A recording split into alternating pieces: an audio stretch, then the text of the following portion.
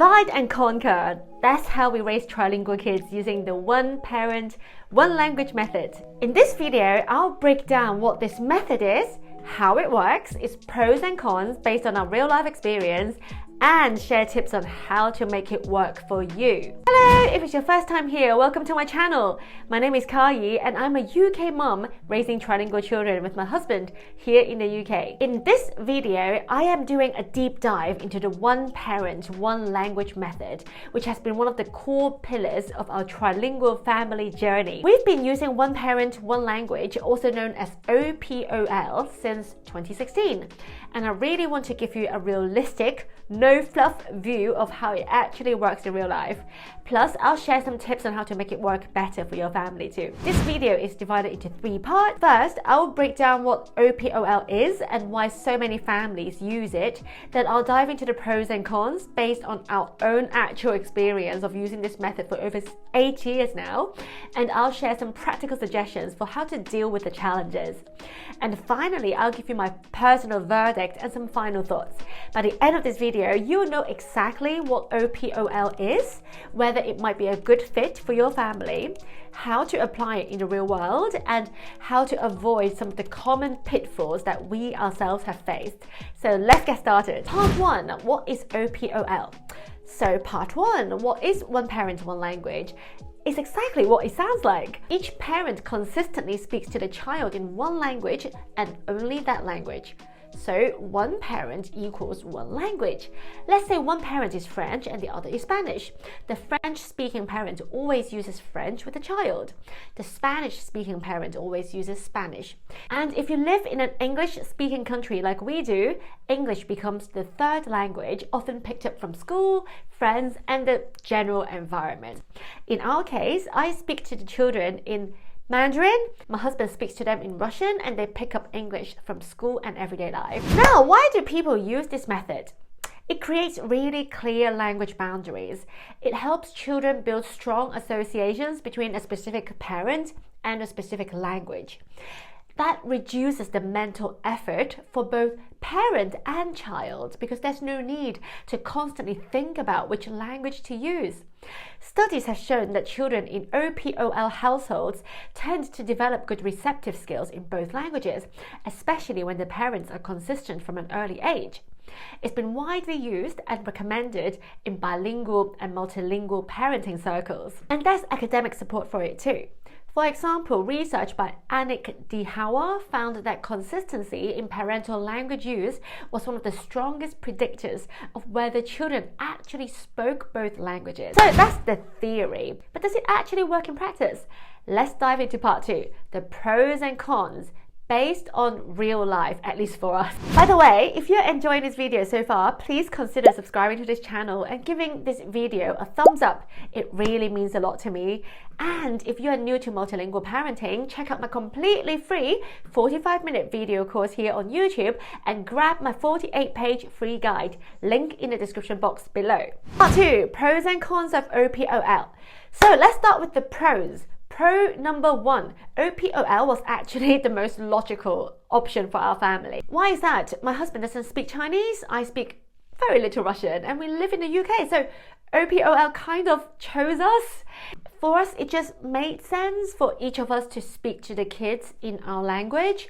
In my experience, this is the case for lots of trilingual families. It just seems to be the most logical option, or maybe even the only viable option if you want to raise a child to speak the two parents' languages, which are different to each other, while living in a third country, so to speak. So yeah, pro number 1, OPOL is simply the most logical option for lots of trilingual families like us. Pro number 2, OPOL creates really clear language boundaries, which makes it easy to implement and maintain. One of the biggest benefits of OPOL is that it removes the mental load. You don't have to stop and think, wait, which language should I be using right now? So for us, everyone in the family knows that with Mama, we use Chinese, with Papa, we use Russian. Simple. And because the boundaries are so clear, it helps us build and maintain strong habits. We don't have to remember to use our languages. It just becomes automatic. It's kind of like brushing your teeth. Once the habit is in place, you don't have to put energy into doing it anymore. It just happens. Like If you are familiar with habit formation research, like James Clear's Atomic Habits, OPOL fits beautifully into that model. One of the core principles of habit building is to make the decision-making process easier. OPOL does exactly that by reducing choice. There's no switching back and forth, no gray area. Just, this is the language I use with my child. Done. Recently, a few people have told me something quite surprising. They told me that they forget to speak to their child in the target language and asked me for tips on staying consistent, on how not to forget. They literally used the word forget. That made me think, why don't I struggle with that problem? And then it occurred to me that it's probably because we've been practicing OPOL for so long that it's literally second nature. It is like brushing our teeth. Speaking to the children in Chinese has become such an ingrained habit that it no longer requires conscious thought. So yes, if you as the parent struggle with consistency in terms of speaking to your child in the target language, I think consciously applying OPOL might get you into the habit of using the target language exclusively with your child. Pro number 3, which is kind of related to pro number 2, and it's this: the kids know what to expect. OPOL helps the child stay consistent as well. They aren't constantly trying to figure out which language we expect them to use or which language that their parents would be using with them in any given moment. They associate one language with one parent, and that's it. That kind of predictability is powerful for young children. It creates stability and makes it much easier for the minority languages to take root. In fact, in a way, it almost works too well in our case. Because now when I randomly speak Russian to the children at dinner time when all of us are together, they'll look at me funny and be like, "Mom, why are you speaking Russian? Stop speaking Russian." They literally refuse to reply to me in Russian. Like, they never ever reply to me in Russian. It shows that in our family, that OPOL link between parent and language is so deeply rooted. So, divide and conquer works, right? Now, let's take a look at the dark side, the cons. I want to give you an honest, behind-the-scenes look at OPOL and how divide and conquer can easily turn to divided. But more crucially, I want to share what's helped us. So, con number 1, the other parent can feel left out if they don't understand what's being said. For example, when I talk to the children in Chinese, my husband sometimes has no idea what we're saying. It's not ideal because it can create mistrust or tension. Like, he might think, is my wife complaining about me? Well, that might have happened a few times, but yeah, this potential tension is definitely a real thing. I understand 80 to 90% of what my husband and the kids say to one another in Russian, so it's much less of an issue for me. My takeaway and suggestion: learn your partner's language, even just enough to understand the gist of everyday conversations. I really think it goes a long way in bridging that gap. I've got a whole video on this topic, by the way. If you and your partner don't speak each other's language but want to raise multilingual kids, I highly recommend checking out that video, as it's packed with insights and practical tips. I'll link it in the description box down below. Con number 2, OPOL can create friction in group conversations. One question I get a lot is this: what do you do when the whole family is together? What language do you use then? Trust me, this has been a constant work in progress for us. We have finally settled on using English as our family language, just to keep things simple. But when the kids are addressing just me or just my husband, even in a family setting, we try to stick to OPOL. Still, trust me, it's not perfect. It's still chaotic sometimes. My mother-in-law is visiting us at the moment. When all 5 of us are together, the constant language switching is just mental. It's like I say something in Chinese to the kids, but then I have to think, oh wait, should I be including my mother-in-law in this conversation? Or this particular sentence, should I switch to English? What's going on? And my husband and his mom also go through the same mental processes. So yeah, that's the reality for us.